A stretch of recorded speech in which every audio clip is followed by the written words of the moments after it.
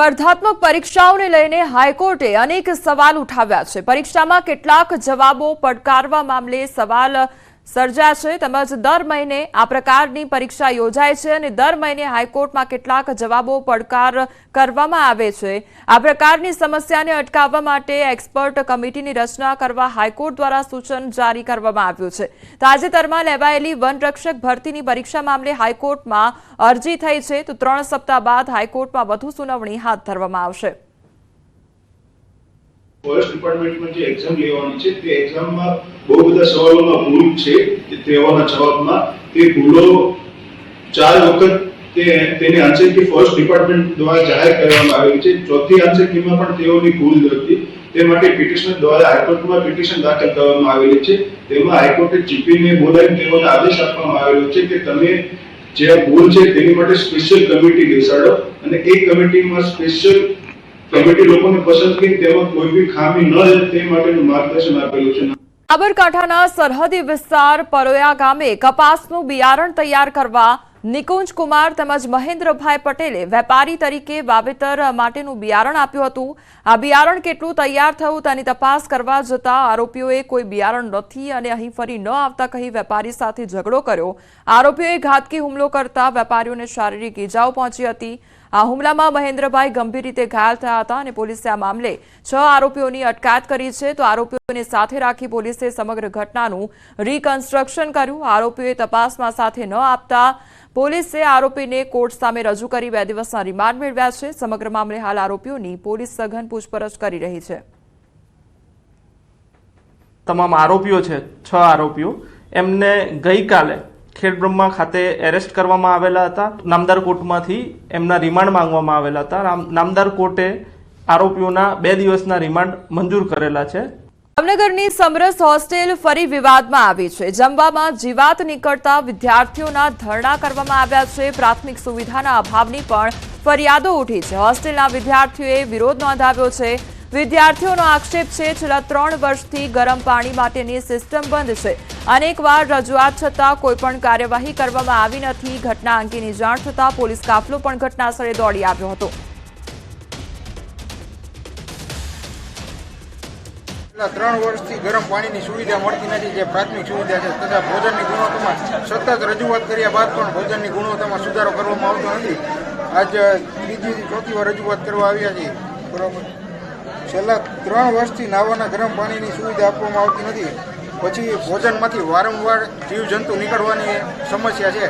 સમસ્યા એવી છે કે 3 વર્ષથી સોલારનું ઠપ છે, ગરમ પાણીની વ્યવસ્થા ઠપ છે અને જમવાની ક્વોલિટીમાં રોટલીથી લઈને વારંવાર મેડમને રજૂઆત કરેલી છે। હું પોતે ભોજન સમિતિની કમિટીની અંદર રહી ચૂક્યો છું। અમારાથી પણ કાંઈ ન થયું। આજે મેં રાજીનામું આપી દીધું બરાબર, સમયના કારણે બધાના કારણે સહી તોય પણ આજે અમારા બધા વિદ્યાર્થીઓ ઉગ્ર આંદોલનમાં છે। બોટાદ સાળંગપુર રોડ પર અનાજના ગોડાઉનનો કથિત વિડીયો વાયરલ થયો છે। સરકારી અનાજ સગેવગે કરવાના કૌભાંડના આક્ષેપ સાથેનો વિડીયો વાયરલ થયો છે। સિટી મામલતદારે સ્થળ તપાસ કરી અધિકારીએ વિડીયોમાં દેખાતા ગોડાઉનમાં જઈને તપાસ કરી। ગોડાઉન ખાલી હોવાનું સામે આવ્યું છે તો અંદર અનાજ ન મળ્યું અને મામલતદારે ઉપરી અધિકારીને સમગ્ર રિપોર્ટ મોકલ્યો છે। જિલ્લા પુરવઠા અધિકારીએ મામલતદારને તપાસ સોંપી છે। સ્થળે મુલાકાત કરેલી, અનાજનું ગોડાઉન ખોલી અને જાતે તપાસ કરેલી। આમાં કોઈ અનાજ કે કોઈ વસ્તુ પડેલી નથી। એ અંગેનું અમે સ્થળ સ્થિતિનું પંચનામું અને વિગતવાર અહેવાલ આજરોજ ડીએસઓ સાહેબને મોકલી આપેલ છે। આગળની જે પણ કાર્યવાહી કરવાની ઉપર અધિકારી તરફથી સૂચના મળશે એ કરવામાં આવશે। ગોધરા તાલુકા સેવા સદન કચેરીમાં પંચમહાલ જિલ્લાના નાયબ કલેક્ટર અને જિલ્લા પુરવઠા અધિકારીએ વેશપલટો કરી ચેકિંગ હાથ ધર્યું હતું। તપાસ દરમિયાન રાશન કાર્ડની કામગીરીમાં ઘણી અનિયમિતતા સામે આવી હતી। સરકારે એફિડેવિટ પ્રથા બંધ કરી હોવા છતાં અરજદાર પાસે એફિડેવિટ કરાવાતું હતું, જેના કારણે 23 રૂપિયામાં થતી કામગીરી માટે અરજદારને 300 રૂપિયાનું આર્થિક ભારણ સહન કરવું પડતું હોવાનું સામે આવ્યું હતું। સાથે જ સ્ટેમ્પ વેન્ડર દ્વારા પણ નક્કી કરાયેલા નાણાં કરતાં વધુ નાણાં લેવામાં આવતા હતા તો ઝેરોક્સ સેન્ટરમાં પણ વધુ નાણાં લેવાતા હતા। અરજદારોને પડતી અગવડતાને લઈ ચકાસણી હાથ ધરવામાં આવી, જેમાં અનિયમિતતા સામે આવતા અધિકારીએ જણાવ્યું હતું કે જોગવાઈ અનુસાર કામ નહીં થાય તો જવાબદારો સામે કાયદેસરના પગલાં ભરવામાં આવશે।